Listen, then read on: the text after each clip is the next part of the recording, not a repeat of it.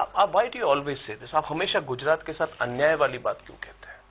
Is that मुझे बताइए, you से दिस वेरी अगर एक होम मिनिस्टर है तो डीजीपी की महीने पहले की चिट्ठी दिखाते हैं लेकिन आखिरी चिट्ठी नहीं दिखाते तो क्या करना? But why should he have a personal problem with Narendra Modi? Mister Chidambaram is handling the issue as the home minister. मुझे पर्सनल कुछ नहीं, मैं होम मिनिस्टर की बात कर रहा हूं। मैं भारत के गृह मंत्री से पूछ रहा हूं कि एक राज्य का गृह विभाग की चिट्ठी को आप एक चिट्ठी दिखाएं, दूसरी चिट्ठी क्यों नहीं दिखाएं? एक चिट्ठी भी पूरी न दिखाएं, 2 लाइन क्यों दिखाएं? तो ये देश में अनुचित व्यवहार है। Mister Modi, people look at you and they look at mister Advani to set the agenda. So everything that you say is going to be watched very closely. Every word you utter, every statement you utter. How much have you really spoken of development in the run-up to this election campaign? Because you are going to be the... मेरा अभी महाराष्ट्र की सभाएं हुई है, आप जाके देखिए। मैंने ये कहा कि गुजरात में गांव में 24 घंटे बिजली मिलती है, क्यों महाराष्ट्र में नहीं मिलती है? मैंने जाकर के कहा कि एनडीए की सरकार ने रिवर ग्रिड का प्रोजेक्ट रखा था, देश में उसको बंद कर दिया गया।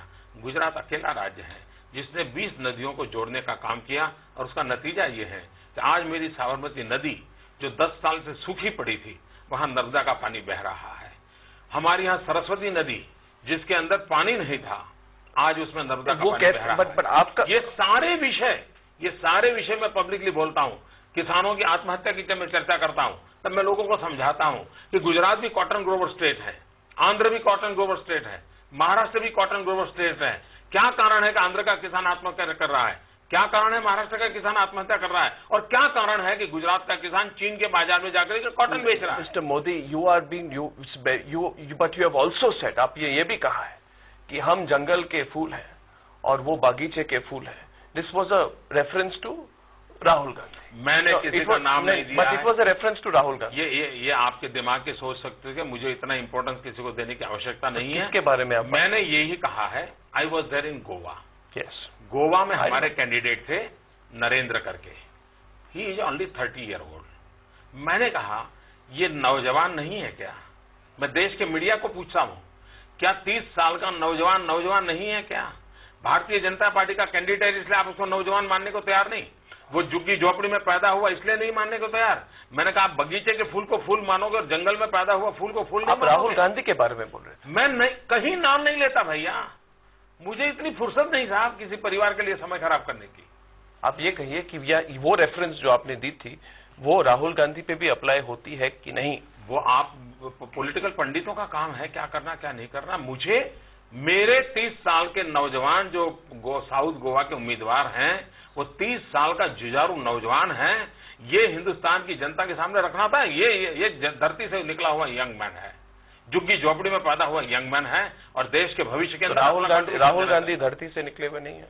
मैंने ऐसी कोई चर्चा नहीं की भी, वो आपका एजेंडा हो सकता है। Why should I waste my time? Why should I waste my time?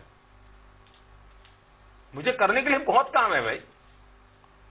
Mister Modi, that is the way you are putting it right now. But the fact is that every possible opportunity, the BJP and you have made this into a personality contest for 2009. देखिए, ये साफ बात है, देश के अंदर कौन प्रधानमंत्री हो ये मुद्दा है। कांग्रेस ने प्रधानमंत्री के रूप में मनमोहन सिंह जी को प्रस्तुत किया है, एनडीए ने इंक्लूडिंग बीजेपी के नेतृत्व में आडवाणी जी को प्रस्तुत किया है। और यूपीए का मजा देखिए, कांग्रेस तो कहती है कि उनके प्रधानमंत्री के उम्मीदवार मनमोहन सिंह जी हैं, लेकिन यूपीए के पार्टनर मनमोहन सिंह जी को प्रधानमंत्री के रूप में स्वीकार करने को तैयार नहीं है। यूपीए में 4 प्रधानमंत्रियों की चर्चा चल रही है, क्यों में खड़े हैं। लालू जी भी चाहते हैं, शरद पवार भी चाहते हैं, रामविलास पासवान भी चाहते हैं। एनडीए ऐसा गठबंधन है कि जहां पर एक ही नेता प्रधानमंत्री के रूप में प्रस्तुत किया गया है, तो देश के सामने बात स्पष्ट हो जाती है। पर्सनलाइज्ड कैंपेन से बीजेपी को फायदा कैसे होगा? when you are saying that the issue is development, but at every opportunity, I am asking you this question again and again, Mr. Modi, because at the end of the day, ऐसा लग रहा है कि in this election, and tell me if my analysis is right or wrong, this election it's Mr. Advani versus Manmohan Singh. In the next election, it's going to be Narendra Modi versus possibly Rahul Gandhi. I don't think I am asking you a straight question. मैं नहीं मानता हूं कि जो आप नाम दे रहे हैं वो गुजरात का चुनाव लड़ने के लिए आएंगे। आई डोंट थिंक वो गुजरात का चुनाव लड़ने के लिए क्यों आएंगे। 2014 में आप गुजरात का चुनाव लड़ेंगे कि नेशनल चुनाव लड़ेंगे? देखिए, मेरी पार्टी ने अगर मुझे टिकट दिया तो मैं गुजरात का चुनाव लड़ूंगा। और मेरी पार्टी मुझे कहे कि संगठन का काम करो तो मैं संगठन का काम करूंगा। मेरी पार्टी कहेगी जाओ केरल के अंदर पार्टी को बढ़ाना है तो वहां केरल चला जाऊंगा। आपको हर वक्त यही कहा जा रहा है, और वो वाइब्रेंट गुजरात समिट में कई बड़े इंडस्ट्रियलिस्ट ने यह भी कहा that he is the future prime minister. Mister Ambani said it, mister Sunil Bharti Mittal said it. You never came out and said no, that I am not. Obviously there is a national ambition. मैंने 50 बार कहा है कि NDA के प्रधानमंत्री के उम्मीदवार लाल कृष्ण आडवाणी जी हैं। आज देश के सभी नेताओं में सबसे शक्तिशाली अगर कोई नेता है तो लाल कृष्ण आडवाणी जी हैं। हिंदुस्तान के सभी राज्यों में जाने की फुर्सत प्रधानमंत्री मनमोहन सिंह जी को नहीं है। आडवाणी जी देश के वो नेता हैं जो 400 से ज्यादा इस देश के जिलों में रात गुजार चुके धरती के नेता, धरती को जानने वाले नेता हैं। और इसलिए ऐसा व्यक्ति देश के प्रधानमंत्री के लिए सर्वाधिक योग्य है। और आज सब संकटों से घिरा हुआ देश है, तब एक अनुभवी नेता की बहुत जरूरत है। ये मैं हजारों बार बोल चुका हूं। 17th May के बाद, that is up to the 16th of May when the election results come in. I'm asking you this because Mr. Modi, within the BJP, you are aware that there have been all these internal fights, there is bickering. There is a feeling that you are the first among equals after Mr. L.K. Advani to be positioned by the BJP as a strong leader at the national level. You are aware of this. You are avoiding the answer question. मुझे इस बात का गर्व है, मुझे इस बात का गर्व है, मुझे संतोष है कि मैं टीम आडवाणी का सदस्य हूं। और मुझे इस बात का भी आनंद है कि मेरे अनेक साथियों के साथ कंधे से कंधा मिला करके आडवाणी जी के नेतृत्व में कार्य करने का मुझे सौभाग्य मिला है। मेरी ट्रेनिंग हुई है, मुझे नए नए दायित्व मिले हैं और उसको सफलतापूर्वक आगे बढ़ाने का मुझे अवसर मिला है। और जनता जनार्दन ने मुझे आशीर्वाद दिए हैं। ये मेरे लिए गौरव की बात है। Softened also your attack on Sonia Gandhi.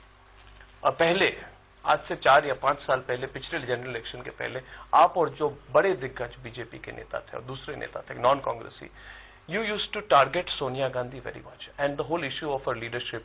Can this country not produce a person born in India to be a leader of India? Do you believe, Mr. Modi, that with Sonia Gandhi declaring, and she said it at the Congress manifesto release also, कि I am not. She said it very clearly that I am not. That she has gained some stature. इसका मतलब ये हुआ कि Bharatiya Janata party ने या राष्ट्रवादी शक्तियों ने जो एजेंडा उठाया था वो सही था, जो बाद में कांग्रेस को स्वीकार करना पड़ा। ये तो सफलता की निशानी है। No, but that she has gained in stature. ये सफलता की निशानी है। सफलता for what? Bharatiya Janata party और इस देश के राष्ट्रवादी विचार के लोगों ने जिस इश्यू को उठाया था, उस इश्यू को आखिरकार कांग्रेस ने भी स्वीकार किया। कांग्रेस ने माना हाँ यार ये नहीं चलेगा, इसलिए उन्होंने चेंज किया। तो ये तो सफलता की बात है।